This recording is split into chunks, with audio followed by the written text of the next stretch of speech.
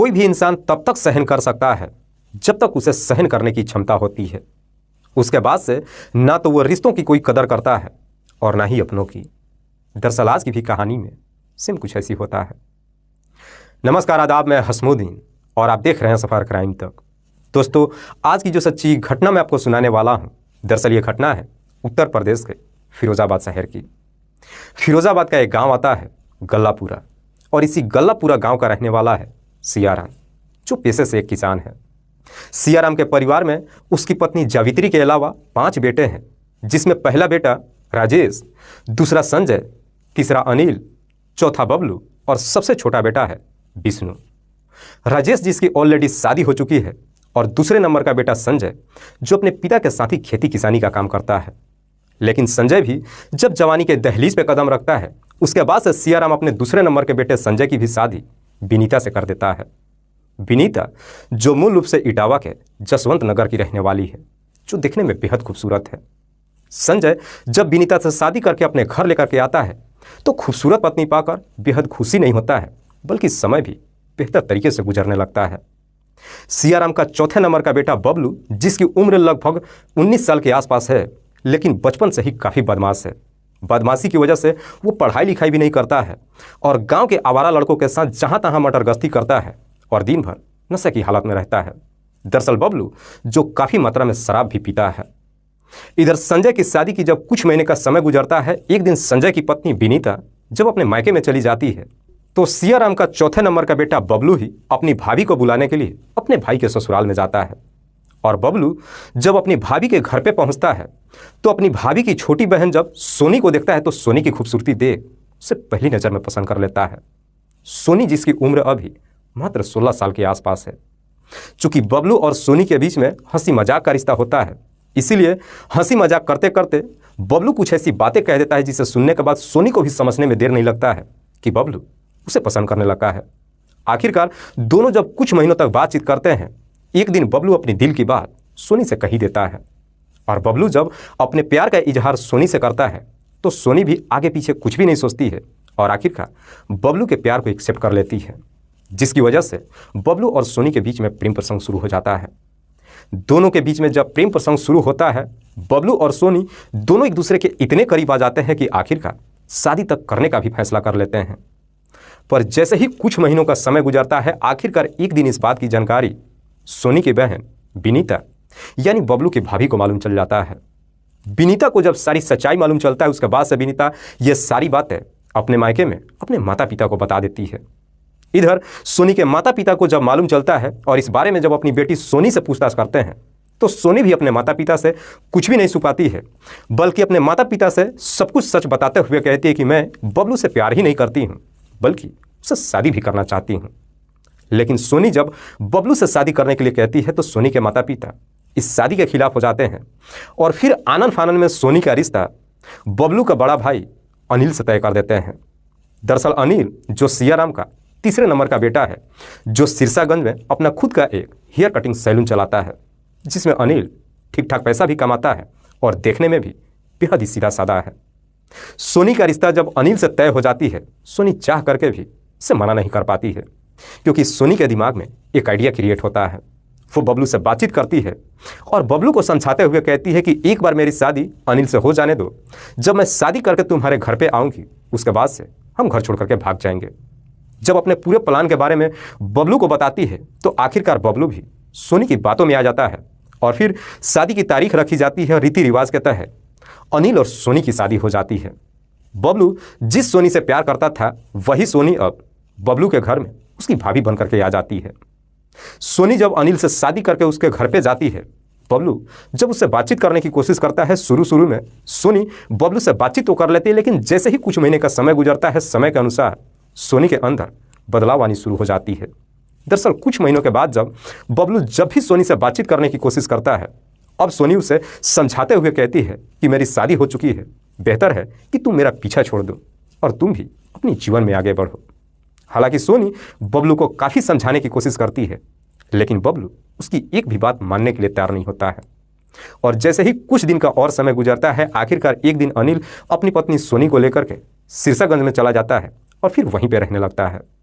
इधर सोनी जब अपना घर छोड़कर के अपने पति के साथ चली जाती है तो बबलू का भी अब घर पे मन नहीं लगता है। इसीलिए बबलू भी अब गुड़गांव शहर में चला जाता है और फिर वहीं पे एक प्राइवेट कंपनी में नौकरी करने लगता है। गुड़गांव शहर में जाकर बबलू भले ही नौकरी करने लगता है, लेकिन वो सोनी को कभी भूल ही नहीं पाता है।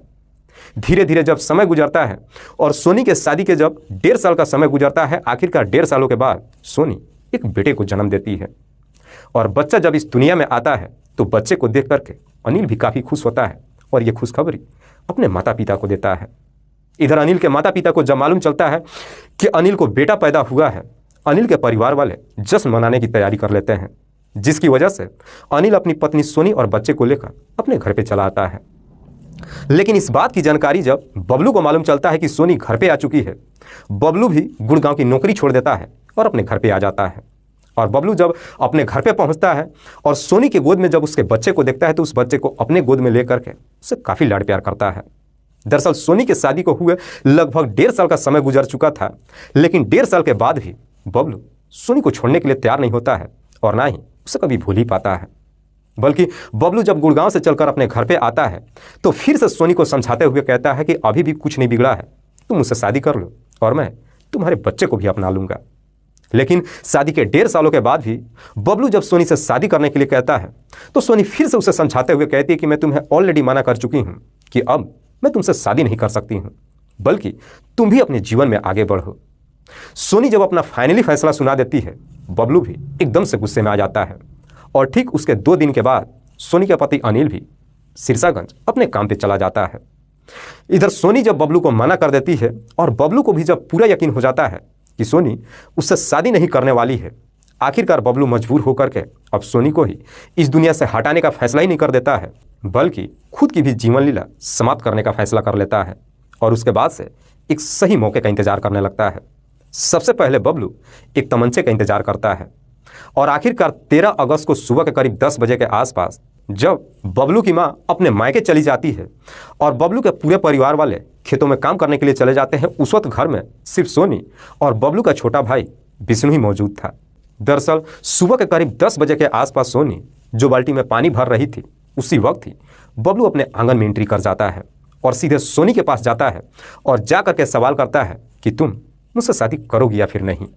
शादी करने के लिए जब कहता है, सोनी भी उसे उसी लहजे में जवाब देते हुए कहती है कि मैं तुमसे किसी कीमत पे शादी नहीं करूंगी। सोनी जब उसे इनकार कर देती है, बबलू तुरंत ही अपने पास से उस तमंचे को निकालता है और सोनी के कनपट्टी पे सटाकर ट्रिगर दबा देता है, जिसकी वजह से सोनी कटे हुए पेड़ की तरह धड़ाम से वहीं पे गिर जाती है और फिर उसकी घटनास्थल पे ही मौत हो जाती है। लेकिन गोली चलने की आवाज़ जब घर में मौजूद उसका छोटा भाई विष्णु सुनता है, भागते दौड़ते बबलू के पास पहुंचता है। दरअसल बबलू जो सोनी के पास ही अपने आप को मारना चाहता था, लेकिन उसका छोटा भाई जब उसके पास दौड़ करके जाता है, बबलू अपने घर से तेजी से बाहर निकलता है और जैसे ही अपने घर से बाहर निकलता है, द्वार से थोड़ी ही दूरी गली में जाता है, उस तमंचे से अपने भी सर में एक गोली मार लेता है, जिसकी वजह से गली में ही बबलू की भी मौत हो जाती है। सुबह के करीब 10 बजे के आसपास 2-2 गोलियां चलने की आवाज़ जब आस पड़ोस के लोगों को सुनाई देता है, लोग तुरंत ही सियाराम के घर पे पहुंचते हैं और जब घर के आंगन से लेकर के दरवाजे तक 2-2 डेड बॉडीज को देखते हैं, देखने के बाद काम वाले भी एकदम से दंग रह जाते हैं और तुरंत ही इस बात की जानकारी पुलिस को दे देते हैं।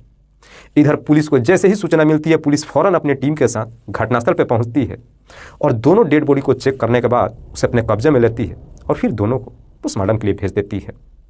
लेकिन इस बात की जानकारी जब सोनी के पति अनिल को दी जाती है, अनिल भी उसी वक्त ही सिरसागंज से अपने घर पे पहुंचता है और जब अपने छोटे भाई विष्णु से पूछताछ करता है तो विष्णु अपने भाई को जवाब देते हुए कहता है कि सोनी भाभी की हत्या किसी और ने नहीं बल्कि खुद अपना भाई बबलू ने ही किया है और खुद अपने भी सर में गोली मारकर खुद की भी जीवन लीला समाप्त कर लिया है। चूंकि सोनी की हत्या करने वाला बबलू जो अपनी भी जीवन लीला समाप्त कर चुका था, इसीलिए पुलिस सोनी के पति अनिल के तहरीर पर हत्या का मुकदमा दर्ज तो करती है, लेकिन साथ ही साथ इस केस के फाइल को भी बंद कर देती है। बबलू की एक नासमझी की वजह से 2 लोगों की जिंदगियां खत्म ही नहीं हो जाती है, बल्कि सोनी का मासूम बच्चा जो कभी समझ ही नहीं पाता है कि आखिरकार उसकी माँ क्यों इस दुनिया को छोड़ के चली गई। दरअसल उसके बाद से अनिल जैसे तैसे करके अपने बच्चे की परवरिश कर रहा है। दोस्तों, इस पूरी घटना के बारे में आप क्या सोचते हैं? आप अपनी राय हमें कमेंट बॉक्स में जरूर दीजिएगा। जाते जाते मैं आपको बता दूं कि कुछ मेरे व्यूअर्स हैं जो रोज़ाना मेरी इस वीडियो को देखते ही नहीं हैं, बल्कि अपना कीमती समय निकाल कर मुझे अपना प्यार भी देते हैं, जिनमें से एक का नाम है ओमवीर सिंह भाटी। ओमवीर सिंह भाटी जो मेरठ उत्तर प्रदेश के रहने वाले हैं। दूसरे मेरे व्यूअर हैं चंद्रभान सिंह। चंद्रभान सिंह जो जिला शिवपुरी मध्य प्रदेश के रहने वाले हैं। तीसरे मेरे व्यूअर हैं अलाउद्दीन शेख। अलाउद्दीन शेख जो दरभंगा बिहार प्रदेश के रहने वाले हैं। चौथे मेरे व्यूअर हैं नरेश पाल सिंह। नरेश पाल सिंह जो पंजाब प्रदेश के रहने वाले हैं। लास्ट मेरे व्यूअर हैं पवन कुमार शाह। पवन कुमार शाह जो वैसे तो बिहार प्रदेश के रहने वाले हैं, लेकिन बंगाल में रह करके नौकरी करते हैं और वहीं से मेरी इस वीडियो को देखते हैं। मैं आप तमाम व्यूअर्स को तहे दिल से शुक्रिया अदा करता हूं। कल फिर मिलते एक और नई सच्ची घटना के साथ। तब तक के लिए जय हिंद, जय भारत।